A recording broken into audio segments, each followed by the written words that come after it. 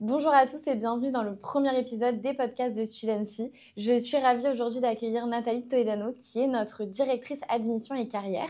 Bonjour Nathalie. Bonjour Mélanie. Je vais te laisser te présenter en quelques mots pour Oui. nos spectateurs. Donc, je suis Nathalie Toledano et j'encadre l'équipe admission et carrière de Studency dont je vous expliquerai la mission un petit peu plus tard.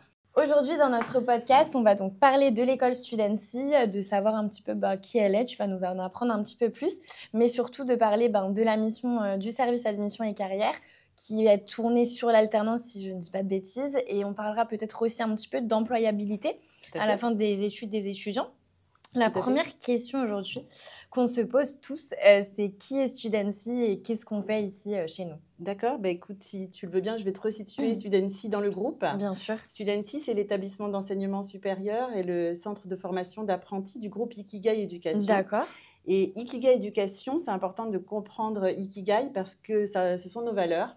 En fait, Ikigai, c'est une philosophie japonaise qui veut dire donner du sens à sa vie et trouver une motivation pour se lever le matin. D'accord, super. Et Ikigai Éducation, aujourd'hui, ce sont 1000 étudiants formés en France, de la 6e jusqu'à Bac+5, avec plusieurs activités.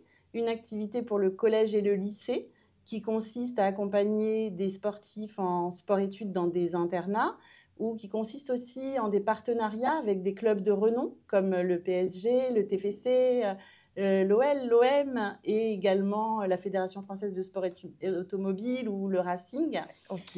Et ce sont aussi des scolarités complètement adaptées pour accompagner des profils sportifs ou des profils atypiques. Et donc, la mission d'Ikigai, c'est de former des jeunes, mais de s'adapter à chacun des profils spécifiquement. Et pour ce qui est de Studency, qui nous intéresse aujourd'hui, ce sont 550 étudiants formés aujourd'hui en France sur plusieurs campus, Boulogne-Billancourt, Paris, Toulouse, mais également le e-campus. Et ces 550 étudiants sont formés sur différents parcours que peut-être je présenterai par la suite.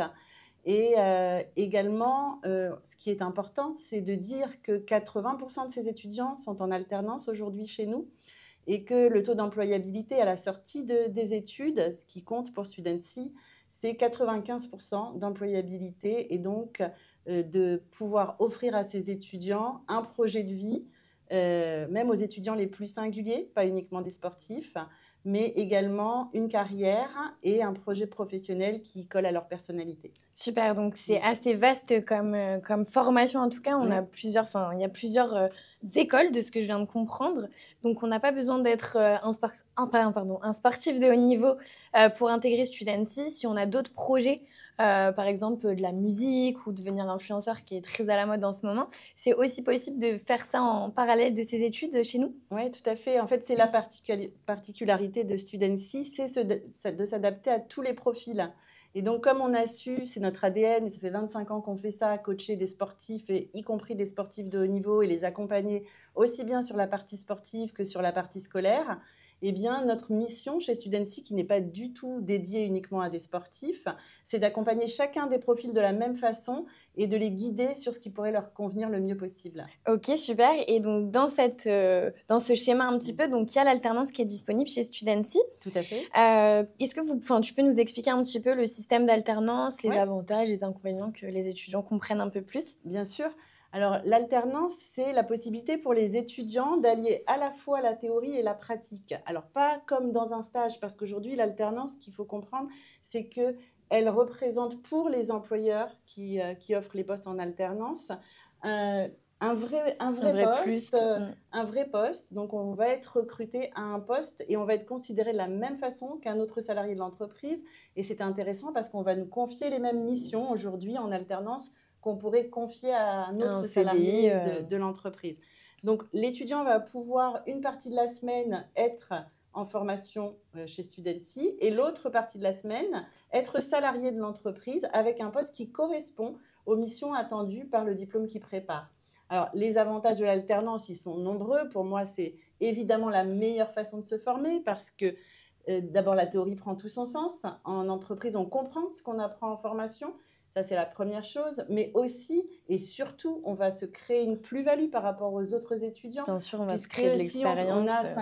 Si on a 5 ans d'expérience en alternance, c'est d'autant qu'on pourra justifier à la sortie du diplôme et donc avec une plus-value plus importante. Et puis, un autre avantage qui n'est pas des moindres, c'est qu'on va être rémunéré bien sûr, et que la formation va être gratuite. Donc, tout ça fait qu'aujourd'hui, beaucoup d'étudiants souhaitent faire leur formation en alternance. Peut-être qu'on pourra le voir plus tard.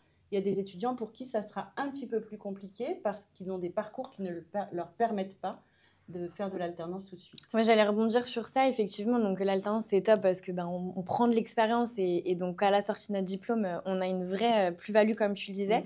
Mais effectivement, est-ce qu'il y a des parcours qui sont plus difficiles que d'autres ?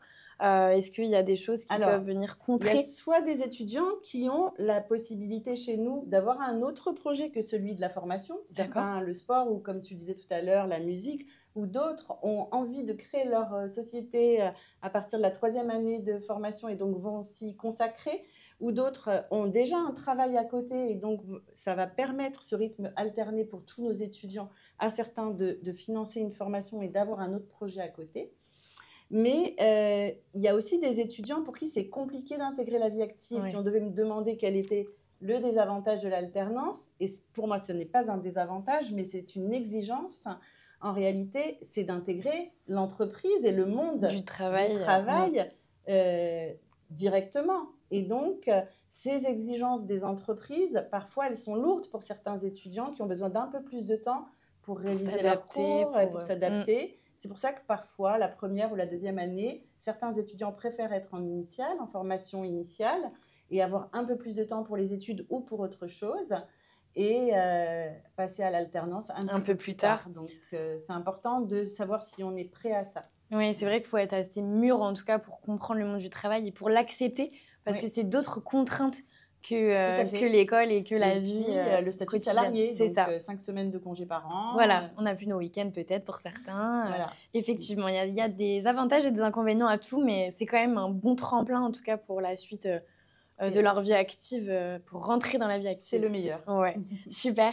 Est-ce que tu peux nous dire, donc toi, comme tu es là aujourd'hui directrice des admissions et carrières, donc tu t'occupes de gérer l'équipe des commerciaux, comment vous faites, vous, aujourd'hui, pour accompagner les étudiants dans cette recherche d'alternance ? Parce qu'on le sait, enfin moi je suis passée par là, c'est assez compliqué de trouver une alternance, surtout aujourd'hui, je trouve de plus en plus. Donc comment ça se passe ? Comment vous faites ? Alors, chez Studency, on a le parti pris de mettre vraiment beaucoup d'efforts sur la recherche d'alternance. Et donc, on fonctionne un petit peu comme un cabinet de recrutement. C'est-à-dire que tous les jours, on va prospecter. On a des entreprises avec lesquelles on travaille depuis certaines années, qui nous sont fidèles et qui, chaque année, nous proposent de recruter nos alternants. Ok, top. Mais tous les jours, on prospecte de nouvelles entreprises. Et donc, on va aller chercher les postes en entreprise qui intéressent nos futurs alternants. D'accord. Et donc, ça nous permet non seulement de pouvoir proposer toujours énormément d'offres de postes en alternance, mais aussi d'être capable d'accompagner, comme on le disait tout à l'heure, l'étudiant sur son projet professionnel. À savoir que le plus important, quand un étudiant arrive chez nous, c'est qu'il comprenne bien ce qu'il a envie de faire après, par la suite. Parce que souvent, on vient chercher une formation, mais on ne comprend pas quel est le métier. On ne sait pas vraiment ce qu'on a envie de faire, effectivement. C'est ça, on ne comprend pas quelles sont les tâches qui nous attendent sur le poste de travail. Et donc, avant, à mon sens, de chercher une formation, ce qui est important de comprendre, et c'est comme ça qu'on construit le projet professionnel avec nos étudiants, c'est ce qu'on cherche comme emploi. Et pourquoi les étudiants ne trouvent pas par eux-mêmes ? Parce qu'ils n'ont pas mis les bases du projet professionnel au départ. Donc, nous, on est là pour ça. Et une fois qu'on a défini ce projet professionnel, on va pouvoir les accompagner étape par étape sur comment faire pour être efficace sur la recherche d'alternance, qui est une vraie recherche d'emploi. Et la plupart du temps, on a des étudiants qui reviennent 6 mois après et qui nous disent en fait, ça fait 6 mois que je cherche, mais je n'ai toujours pas trouvé. Quand on leur demande comment ils ont fait, on se rend compte qu'ils n'avaient pas la technique pour faire la recherche d'emploi, parce qu'il faut comprendre comment ça fonctionne. Bien sûr, ouais. Puis il faut savoir aussi où se diriger, vers quel poste qui nous convient également, parce que je sais que quand on cherche de l'alternance, généralement, on a juste envie de trouver de l'alternance et on ne se dirige pas vraiment vers ce qui nous convient et ce qui nous correspond en termes de compétences, etc. Donc, effectivement, c'est important de savoir où on va et d'être bien accompagné surtout. Et est-ce que vous mettez en place peut-être à l'école par la suite des ateliers ? Je sais que ça se fait beaucoup dans les autres écoles. Tout à fait. Donc en fait, dès lors qu'un étudiant est inscrit en alternance chez nous, sans entreprise, il va pouvoir assister à des ateliers qu'on appelle techniques de recherche d'emploi. Dans ces ateliers, il va pouvoir refaire avec nous son CV, il va pouvoir justement mettre en œuvre son projet professionnel. Et s'il a un secteur d'activité de prédilection, on va l'accompagner pour aller chercher un emploi vers ce secteur d'activité, par exemple. Et puis ensuite, on va l'accompagner sur la prospection d'entreprise. Comment je recherche une entreprise, avec quel outil, comment est-ce que je relance l'entreprise, quel est mon discours. Donc, c'est quelque chose de très actif, ces ateliers, et très souvent, les étudiants trouvent grâce à ces ateliers, ça crée une émulation qui fait que chacun s'entraide et c'est toujours très favorable. Et puis ensuite, et c'est très important, on va les préparer à l'entretien de recrutement parce que c'est vraiment ce qui fait la différence entre deux candidats. Et bien entendu, eux ne savent pas comment faire pour... Bien sûr, ouais, il faut savoir se vendre. Et c'est vrai que quand on commence, c'est difficile d'aller chercher nos points forts et de les amener aux recruteurs. Tout à fait. Super. Et du coup, tu parlais en début du podcast là, de l'employabilité. Oui. Qu'est-ce que vous mettez en place, en tout cas chez Studency, pour avoir une insertion professionnelle avec autant de pourcentage, comme tu le disais tout à l'heure? Alors, en fait, c'est assez simple parce que les diplômes qu'on propose chez Studency sont des titres RNCP. RNCP, c'est le registre national des certifications professionnelles. D'accord. Une certification professionnelle, c'est un métier qui est reconnu dans les conventions collectives des entreprises. Donc, nous, on va aller chercher l'employabilité d'abord, donc identifier les métiers qui recrutent. Okay. Et une fois qu'on a trouvé les métiers qui recrutent, on va nous décliner des formations qui correspondent aux métiers qui recrutent. Et nos étudiants, à 3 mois et à 6 mois après le diplôme, vont devoir remplir des enquêtes qui indiquent s'ils ont trouvé. D'accord. Et à quel délai après le diplôme ils ont trouvé de l'emploi et si l'emploi correspond à la formation qu'ils ont faite. Si jamais ça n'était pas le cas, donc on pourrait ne plus être autorisé à proposer ces formations. Donc on a tout intérêt en amont de trouver des métiers qui recrutent et ensuite de répondre à ce besoin de recrutement par les formations qu'on propose. Ça, c'est la première chose. Et ensuite, pour l'insertion, on a des ateliers qui sont ouverts toute l'année. Et on a toujours ce projet professionnel, cette construction de projet professionnel qui est au cœur de la formation, avec des ateliers à la fin de la formation, avant le diplôme également, et aussi avec la construction d'un réseau, ce que je recommande fortement. Ouais, c'est hyper important. En amont pour pouvoir, dès la sortie du diplôme, mettre en œuvre son projet. D'accord, ok, super. Et est-ce que peut-être tu as des exemples de jeunes qui ont, je sais pas, qu'on trouve un travail rapidement après leur formation ou qu'on crée leur société de chez Studency? En règle générale, ils trouvent tous plus ou moins rapidement, mais ils trouvent tous heureusement un travail à la sortie. Nous, ce qui nous motive chez Studency, et c'est pourquoi on est dans le métier de l'éducation, c'est des étudiants qui en début de parcours viennent et nous disent en fait, moi, mes parents me forcent à faire des études, mais bon, je pense qu'après mon bac+2, je n'irai pas plus loin. Et finalement, on les retrouve à bac+5 avec de très belles réussites parce qu'on a beaucoup d'étudiants qu'on a accompagnés également sur la création d'entreprises. Oui. Donc là, récemment, on a une étudiante qui a créé sa marque d'art de la table. Super. On en a un autre qui a créé son cabinet de consulting et qui réussit très bien. On en a un autre qui a créé sa boîte de social media. Ok. Voilà, donc on a beaucoup d'exemples de réussite comme ça. Et ce ne sont pas forcément des étudiants qui, au départ, étaient prédestinés à faire de longues études, mais qui, grâce justement à l'alternance et grâce à cette projection possible sur le projet professionnel, ont trouvé leur voie, ont été motivés et donc nous montrent de belles réussites dont on est très fiers. C'est hyper important, c'est top. Franchement, ça fait plaisir de savoir que derrière tout ça, qu'on ne fait pas tout ça pour rien et que ça fonctionne à la fin de leurs études.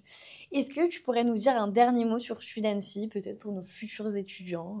Oui, bien sûr. Si j'avais un dernier mot, ce serait peut-être celui que j'ai choisi au début. Choisissez d'abord un métier et ensuite la formation qui va vous aider à arriver à ce métier. Alors, vous pouvez avoir plusieurs choix de métiers. Un projet professionnel n'est pas définitif, il peut évoluer avec le temps. Et si vous avez envie qu'on vous y aide, si vous avez besoin de vous orienter, parce que choisir un métier, ce n'est pas simple, il faut comprendre qu'est-ce qui nous motive, qu'est-ce qui nous anime en fonction de notre personnalité, ce qui va faire qu'on va s'épanouir complètement. Parce que moi, j'ai tendance à dire qu'en fait, il n'y a pas d'étudiants qui ne soient pas bons. Il y a juste des étudiants qui sont au mauvais endroit. C'est la même chose. Et c'est pour ça qu'on voit des reconversions à plus de 40 ans, etc. Il faut juste trouver sa voie. Et pour trouver sa voie, il faut bien être accompagné. C'est une chose qu'on ne fait pas dans le système scolaire français. Donc, si vous avez besoin de nous pour vous aider à créer, à identifier ce projet professionnel, eh bien, vous êtes les bienvenus. Rendez-vous sur notre site internet pour prendre rendez-vous et on vous accueillera avec plaisir. Merci beaucoup Nathalie en tout cas pour cet échange. On a été ravis de t'accueillir ici. Et puis on vous dit à bientôt pour d'autres podcasts.